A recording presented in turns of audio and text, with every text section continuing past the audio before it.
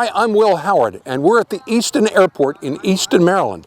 There's lots of corporate jets here, there's lots of small planes, there's lots of big planes, there's even a hot air balloon here. But we had a guest from the EAA, is a B17 bomber, and it's brought the history of World War II to those who want to take time and go for a walkthrough. We're going to go on a ride, and we want you to come with us. I want to take a little bit of time though before we actually get up in the air, and I want you guys to start envisioning some things. So it's 2014, so we're going to go back 70 years, 1944, and you're an 18-year-old kid. You've been away from home for almost a year and going through training. A bunch of guys same age as you, and you get shipped off someplace. And I know there's some veterans around here, so first of all, I appreciate your service. Thank you very much. Our generation really does appreciate everything that you've done for us. All veterans. Thank you.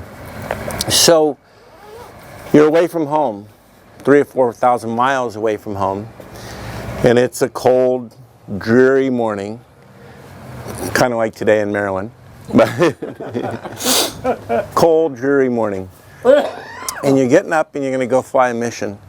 And you're doing a couple different things. You're getting all your gear ready, you're making sure things are checked, you're getting ready to get in your airplane, and you're going to go take off. And you're going to spend 9 hours in that airplane today, about maybe 15 minutes over target. But it's going to take you 4 hours to get there, maybe a little bit longer to get back. And those 15 minutes are going to be sure hell, and you're thinking about that.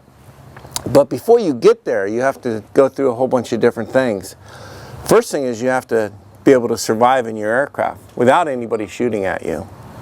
So if you look at this airplane and you touch the metal, you'll notice that it's the same metal on the inside of the airplane. There's no insulation. You're inside an aluminum can. And so you're going to fly at 30,000 feet. So the outside air temperature at 30,000 feet is minus 45 degrees. You know, minus 40 Celsius is the same as minus 40 Fahrenheit. It's just cold. I mean, that's the bottom line. You take your glove off and you touch the skin of the aircraft, your hand's going to freeze to the airplane. Take your glove off and you touch your ammunition or your weapon, your hand's going to freeze to that. So you have to be able to sit there and operate in this environment with all your gear on. Part of your gear is an oxygen mask because you can't breathe. So you're tethered to the airplane, you can't move around a whole lot. So you get cramped. Sometimes you got to sit in a little tiny ball, which, believe it or not, is the safest place on the airplane. If you're a waist gunner, you're going to be right next to one of your best friends. Probably wasn't your best friend to start, but you guys are going to bond a little bit over time. And you're going to go fly this mission. And then on the way, the bad guys don't want you to get there, so they're going to come up and they're going to shoot at you periodically. They're going to come up in their fighters. They're going to try to penetrate your formation. They're going to get closer and closer, and you're going to have to tuck in, make sure that you're doing your job. And you're going to start shooting your machine gun at them.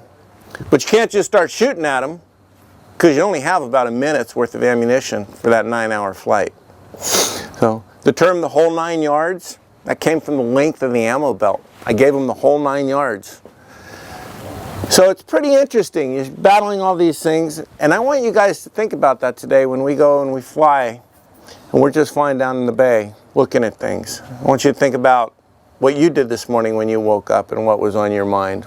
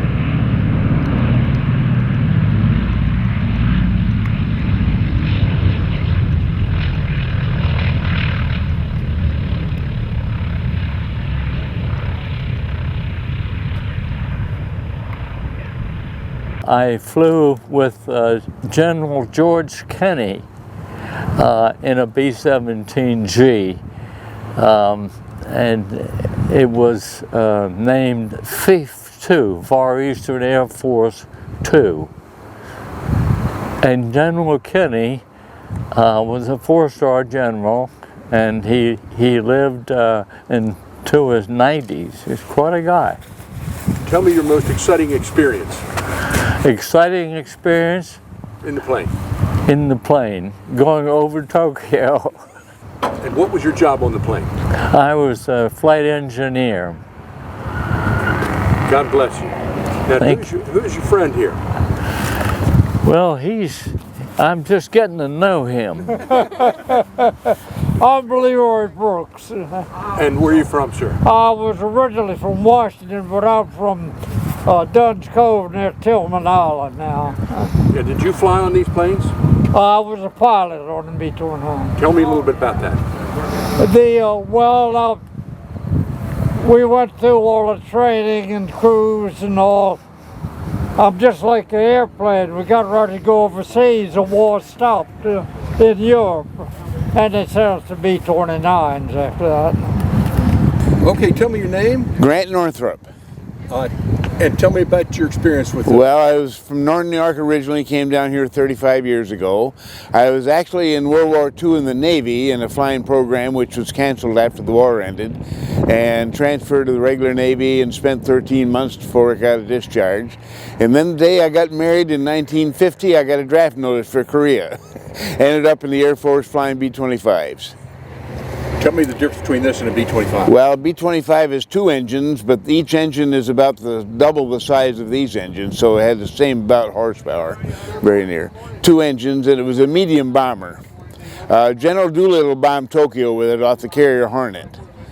And the second guy off the carrier was my group commander. I knew him personally. Tell me your most exciting moment in the plane. I guess an inadvertent snap roll and a spin when I was fresh in the business, which I recovered from, so see, I have a little ability. We're with Lynn Ritker, and you're a historian and you're also a member of the EAA. I am, yes, sir. Okay, tell us, we want to get a kind of a tour of the different parts of this plane. Sure. It's enormous. It is, yeah. What's the horsepower of the engines? Each engine is about 1,200 horsepower apiece. So you'd be looking at, quick math, 4,800 horsepower dragging this beast through the air. I know when we had our ride, it was accelerated very quickly. Well, now that's also a very fortunate factor that you didn't have a full load of fuel, bombs, and guns and ammunition. That's true. So that makes a big difference. That's true, because we did hear a story about when they were loaded down, they were just barely clear the trees. Right. With 1,700 gallons of fuel. Yeah, that's a nerve-wracking thing. At 7 pounds per gallon. That's a lot of weight. Yeah, very much so. Let's start with this tail gunner here. Sure. What are the guns? We have a pair of a twin mount of M2 Brownings, 50 caliber. There'd be an individual sitting in the back. Usually it'd be an enlisted person, but in instances where a lead crew is flying, this is where the co-pilot would go. Really? Yeah, the co-pilot would come back if they're flying lead, because the co-pilot recognizes all the aircraft in the squadron, and he can report back to the commander the position, how the formation is holding together, and can issue orders to tighten it up if necessary. So all the B-17 combat models that saw service over Europe, the E, F, and G, all had a pair of 50 caliber machine guns poking out the back. There were a total of 10 machine guns on a B-17, hence the nickname. It lived up to the nickname. This is counting as 2, correct? This is 2. That's right. Not 10. 2. How many seconds of shots, of bullets, would it shoot? It varied between positions. I don't remember the figures off the top of my head, but you wouldn't have too many from memory. I do know that crews sometimes would load extra ammunition. For instance, the 303rd Bomb Group, before they went to their second mission to Schweinfurt in October 1943, they had gotten so beat up during the first one, the infamous raid on August 17th, 1943, that every crew took many thousands of extra extra rounds of ammunition, which dangerously overloaded. Yeah, I was going to each say that was aircraft. extra weight. So it was extra weight, but it was needed. But I heard the standard was 60 seconds of burst. That's it. Holding the finger down for 60 seconds. That's pretty fast, and they're a 9-hour flight back and forth. Right? It could be depending on the route. If you're flying to Eastern Germany or you're flying to Berlin, you could be looking as much as 9 hours. Wow. Let's take a peek inside. Sure. Okay, so tell us what everything is. All right, we're in the aft compartment, the waist compartment of the B-17G Flying Fortress. This is a later model Flying Fortress which has staggered windows. Earlier models had these waist gun positions back to back, so the gunners, when they were operating the guns, would be running into each other constantly. So a measure of improvement was introduced where they staggered it so they have extra room to work. So you got a Browning M2 50 caliber machine gun here and here. The ammunition feed boxes are contained here and here. This is an interesting contraption you won't see on any modern aircraft. The whole thing, this is a ball turret, Sperry ball turret with a pair of Browning 50 caliber machine guns. Traverses 360 degrees and it has, I think it's 180, 190 degrees of flexibility. So basically it would be used, there would be a guy sitting down like so inside that turret to fire an aircraft that would be coming. Now, did he stay in there for 9.5 hours, or did he just get in there when the action started? Right, he would get in as they started to get into the combat zone. Generally, if they were flying into occupied territory, that's when they would load up. This oxygen cylinder here, you see, is what would provide oxygen to the man in the ball turret. But then if things were relaxed, he could come out. You know, if they're coming home, generally he would come out. You know, if they're out of the danger zone. So he was very reliant on his fellow crew members. It's one of the things that they drilled into their heads was this sense of teamwork and responsibility that every man was there to help each other out. They thought of themselves very much as, to use a phrase, a band of brothers, and be there and help each other out. Because if he had to get out, the guys up here had to get him out. He couldn't get out by himself. Wow, that's pretty scary. Now, where do they plug in their suits? That would go to these rheostats here. What you're referring to are the electrically heated suits that would be used by the flight crews in the aft part of the aircraft.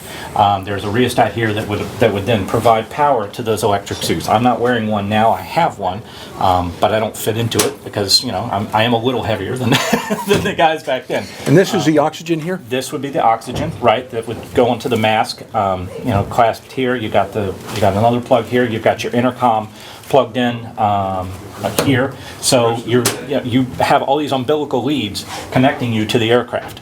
So if anything goes wrong, you've got to start hurrying to disconnect all this stuff because it's not necessarily quick to disconnect. We didn't have bayonet fittings the way they do nowadays. Let's take a look at the bombers. The bombs are in the forward section here. So let's go underneath the plane and take a look inside. Sure, let's do that. We're in the bomb bay now. Is that right? Correct. The reason for the B-17's existence. There could be a total of 32 racks. You could carry loads anywhere from the small packages of incendiary bombs to 100-pound bombs, all the way up to 1,000-pound bombs. Of course, the number that you carry and the distance that you can go with them is a sliding scale. So you have to, generally the 1,000-pound bombs are not going to be the ones carried out to Berlin because you're going to need a lot of fuel to get to Berlin and back. Generally, you're going to carry 250-pound bombs, maybe a few 500-pound bombs. What would these be? These would be, and I'm going to get dinged on this, I'm sure, but I believe this would be about a 100-pound bomb. I believe. Okay. So this is the entrance and the exit, right? Is this Correct. where they would jump out of? Correct. If things went wrong, as they sometimes did, this exit, there's a pin that they could pull, this door would fly away. This would be the exit point for the bombardier and the navigator who rode in the nose compartment, and the pilot, the co-pilot, and the top turret gunner who's also the flight engineer. So half of the crew would come out here. The other half could go out the aft part of the aircraft. So, how many planes went down? Thousands. Thousands? And in fact, this is a statistic that I found just utterly jaw-dropping. The number of men lost, killed in action, to the 8th Air Force in European operations was greater by far than the entire total of those lost with the U.S. Navy and Marines during the entirety of the Second World War. That's amazing. It was somewhere in the order of 43,000 men, if I recall correctly. Yeah, it's a vast number. It's a vast number. The amount of blood spilled, the amount of sacrifice that it took to win that war. should never be forgotten. I mean, this aircraft serves as a living testament to those times and those men that served when we most needed them. We're in the nose compartment of the bomber. This would be the position for the navigator, who would sit in this chair and use this table here to, with all of his instruments, to plot the course to and from the target. And the bombardier, who would sit in this chair and use the famous Norden bomb sight. Many folks have heard of that. The Norden bomb sight would be used to, during the bomb run, to control the aircraft, actually control the direction. So he flew. The bombardier actually flew the aircraft. When the Norden bomb sight was being used, the bombardier had to control the aircraft. The pilots had to hands off, and he was able to execute course corrections with that as necessary. The instrument panel would not be completely unfamiliar to a B-17 pilot from 1945. There are some modifications for modern navigational aids, such as the rack of instruments you see in the middle there.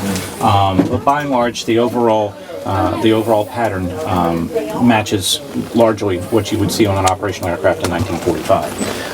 Throttles, mixture, the pitch control, and so forth. Okay, how about what is this purpose of this? This dome is mercifully open for those of us that ride on aluminum Overcast.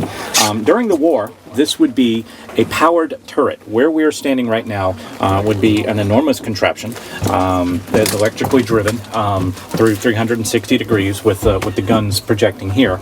And the top turret gunner also is the crew chief, the flight engineer. So he would know every bolt and nut of the aircraft. And sometimes, if necessary, he would assist the pilots if they were in distress. We are now in the radio room of the aircraft. We're immediately aft of the bomb bay and forward of the waist compartment. Got a couple of windows on each side, and this one big, lovely observation dome, which in earlier models of the B-17 would have a handheld 50 caliber machine gun poking out here for the radio operator to feel like he's getting part of the action. So the radio operator would sit here with his radio equipment here, the oxygen compartment, the oxygen supply. There's additional racks of radios and equipment behind us here, and over here there would be additional radio equipment as well.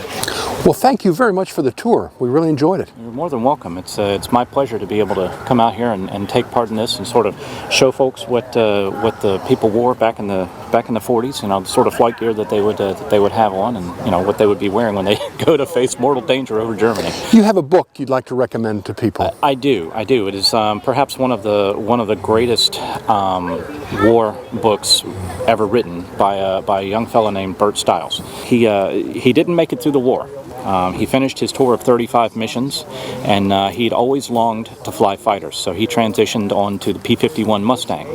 We're with Captain John Bodie of the EAA. What does EAA stand for? The Experimental Aircraft Association.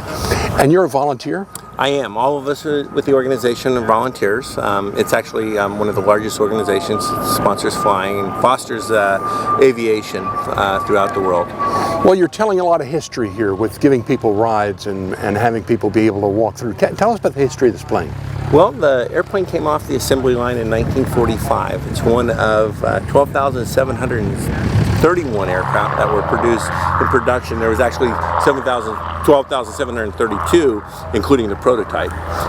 Believe it or not, that the Army did not initially take, which was a very interesting thing about the B-17. But of the 12,731, this is one of the last ones. 1945 came off the assembly line. It was the end of the war. The airplane became obsolete right at the end of the war, and the airplane was sold for scrap. And there's stories of these aircraft full of gasoline, 1,700 gallons, being sold somewhere between $2,000 and $4,000. Wow. That's just remarkable. Amazing. So, and how long have you been flying it?